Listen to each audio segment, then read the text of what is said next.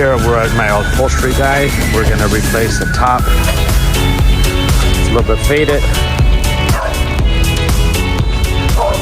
All right. Here's my upholstery guy.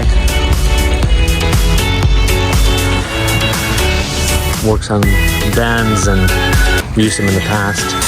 So here we are. Looks like we're gonna do the pistons first. We're gonna replace all the cylinders for the convertible top, and then my guy's gonna replace those. So that's work in progress. So we'll be back in a couple days to check up the status. Alrighty. And Carlos, my guy, he's out right now, so we'll check out with him in a little bit. Look at this nice 635. This is a cool car. Wow, okay. But anyhow, there we are. Process, work in progress.